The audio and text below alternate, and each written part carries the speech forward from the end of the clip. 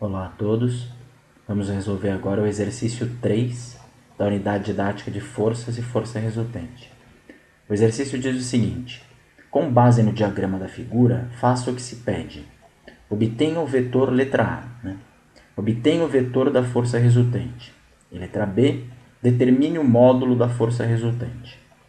Bom, eu vou resolver esse exercício de duas maneiras distintas, mais uma vez para recapitular regras de como obter a força resultante.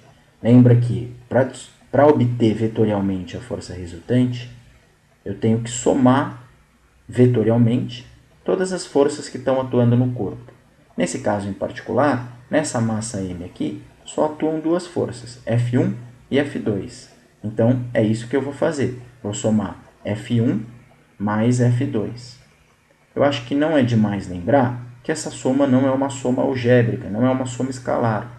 Não adianta eu descobrir quanto vale essa força, o valor dela, o módulo, e o módulo dessa daqui, e somar esses dois números. Não é assim. A gente já viu no capítulo sobre regras da soma vetorial como se procede para somar vetores. Força é representada por um vetor e, portanto, para somar forças, eu tenho que usar as regras da soma vetorial.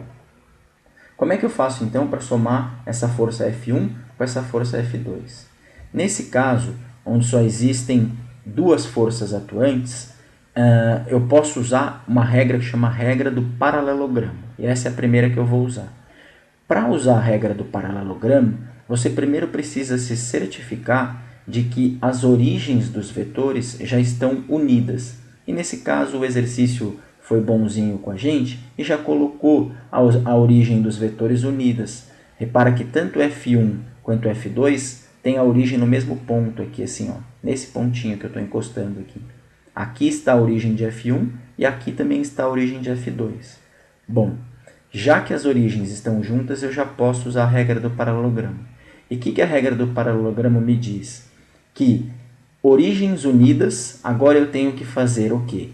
Da extremidade de um dos vetores, eu tenho que desenhar uma reta, um pontilhado, paralelo ao outro vetor, a outra força, que é um vetor, certo?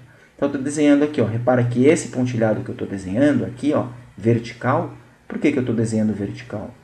Porque ele tem que ser paralelo a essa força aqui, ó, e essa força é vertical.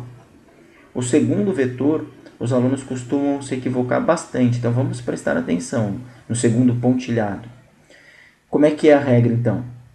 A regra é, desse segundo vetor aqui, eu tenho que desenhar um pontilhado que seja paralelo a esse vetor. E repara que esse vetor está inclinado. Então, eu tenho que desenhar um pontilhado certinho inclinado, paralelo a ele, até cruzar com outro pontilhado que eu havia feito. Como é que eu faço para fazer um pontilhado que seja perfeitamente paralelo a esse vetor F1? É fácil, é só perceber que esse F1 aqui, ó, quando ele anda 4 unidades para a direita, ele anda 2 unidades para cima. Quando ele anda 4 quadradinhos para o lado direito, ó, 1, 2, 3, 4, ele sobe 2 quadradinhos. 1, 2.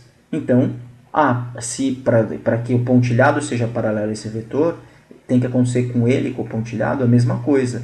Ele tem que sair daqui da origem de F2 e ele tem que andar 4 unidades, 4 lados de quadradinho para o lado.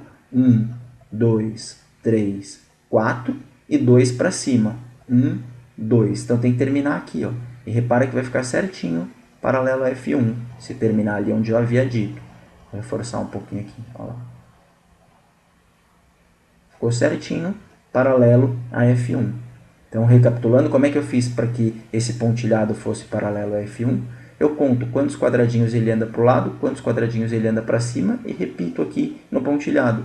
Quantos quadradinhos ele anda para o lado, quantos quadradinhos ele anda para cima. Bom, traçados pontilhados, eu vejo onde os pontilhados se cruzam, até vou reforçar aqui que eles se cruzam. E para determinar a força resultante, qual é a regra? A força resultante vai ser aquela que tem origem na origem comum dos dois vetores. Ela tem origem aqui, portanto, que eu estou fazendo em vermelho. Ela tem a origem no mesmo lugar onde já estavam as origens dos vetores. E a extremidade dela, da força resultante, vai ser onde se cruzam os pontilhados. Então, Pronto, a letra A já está feita, a letra A desse exercício. Obtenha o vetor da força resultante. É esse que eu fiz em vermelho aqui. E a letra B é bem mais fácil, né? Determine o módulo da força resultante. O módulo tem a ver com o tamanho dele, com a magnitude dele.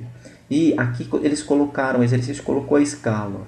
Cada quadradinho que a gente anda para o lado equivale a 2 newtons. Portanto, é só contar quantos quadradinhos tem aqui. Ó. 1, 2, 3, 4.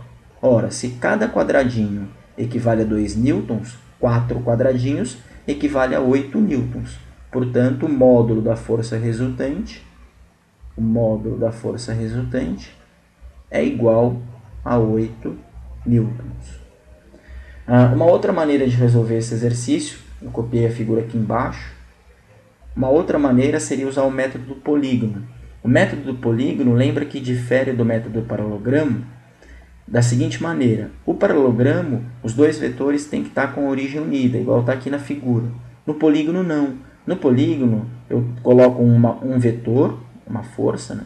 E depois eu coloco a origem da segunda força na extremidade da primeira. E depois, se tiver uma terceira força, eu coloco a origem dessa terceira força na extremidade da segunda. A origem da quarta na extremidade da terceira. Eu vou juntando, fazendo uma fileirinha. E aí, o método do polígono ele é muito eficiente para se obter a força resultante quando eu tenho mais de duas forças. O paralelogramo, que é esse que a gente fez acima, ele só vale para quando existem duas forças. O polígono não. O polígono eu posso usar para quantas forças forem. Nesse exercício só tem duas forças, então tanto faz fazer o do paralelogramo do polígono. Mas eu vou fazer o do polígono também. Como é que eu faço para usar o método do polígono, então, nesse exercício? Eu escolho uma força, eu vou escolher F2 aqui. E aí eu tenho que deslocar essa força, deslocar esse vetor, de tal modo que a origem dele fique na extremidade de F1. É diferente do paralelogramo que as duas origens têm que estar unidas. No polígono, não. É um outro método. Depois vocês vão ver que vai dar o mesmo resultado, por métodos diferentes, mas é outro método. Como é que eu faço, então? Eu pego a origem do vetor F2, esse é o vetor F2. Ó. Eu pego ele aqui e arrasto ele, e eu não posso mudar a direção dele, nem o sentido. Se ele é vertical e para baixo, ele tem que continuar sendo vertical para baixo. Mas eu tenho que arrastar ele até ele encaixar na origem aqui de F1. Então eu vou fazer isso. Deixa eu mudar de cor aqui. Vou pegar o vetor F2, fingindo que eu estou riscando ele daqui, sai daqui, F2, e vou desenhar o F2 aqui. Ó. Repara uma coisa, deixa eu aumentar aqui a ponta do... Desenhar ele aqui. Ó. Esse é o F2. O que é importante aqui? Perceber o seguinte, a origem dele está na extremidade do F1. Tá vendo? Eu coloquei a origem dele, o começo dele, no final de F1. E eu tenho que desenhar ele aqui igualzinho ele estava desenhado lá. Igualzinho como, professor? Vertical, então aqui é vertical. Para baixo, então aqui é para baixo. Anda 2 quadradinhos para baixo, isso é importante. Então, anda 2 quadradinhos para baixo. E pelo método do polígono, como é que eu faço para descobrir a força resultante? A força resultante pelo método do polígono vai ser aquela força, por exemplo, aqui nesse exemplo que eu estava dando aqui do lado esquerdo. A força resultante vai ser aquela que nasce, tem origem na primeira origem e extremidade na última extremidade. Essa é a força resultante. Aplicando essa regra aqui nesse exercício, quem é a primeira origem? É essa daqui. E quem é a última extremidade? É essa daqui. Deixa eu só mudar de cor para ficar mais bonitinho. Então, quem que vai ser a força resultante? É aquela que nasce na primeira origem e que morre lá na última extremidade. Essa é a força resultante. Se vocês repararem, esse método deu como resultado a mesmíssima força resultante do outro método. Esse método aqui. Como deveria de ser, né? Não é porque eu alterei o método que o resultado final vai ser diferente. Não. Métodos diferentes dão o mesmo resultado. Repara, ó, a força resultante é horizontal para a direita e ocupa 4 quadradinhos. E o mesmo ocorre aqui. A força resultante é horizontal para a direita e ocupa 4 quadradinhos. E como cada quadradinho, o exercício nos informou que vale 2 newtons, então 2 newtons mais 2 newtons mais 2 newtons mais 2 newtons, O exercício diz, se você andar 2 newtons, se você andar um quadradinho para o lado, vale 2 newtons. Quantos quadradinhos eu andei para o lado aqui? Ó? Um quadradinho, 2 newtons. Mais um quadradinho, mais 2 newtons. Mais um quadradinho, mais 2 newtons. Mais um quadradinho, mais 2 newtons. Portanto, o módulo da força resultante, como a gente já tinha descoberto, vale 8 newtons. Então é isso.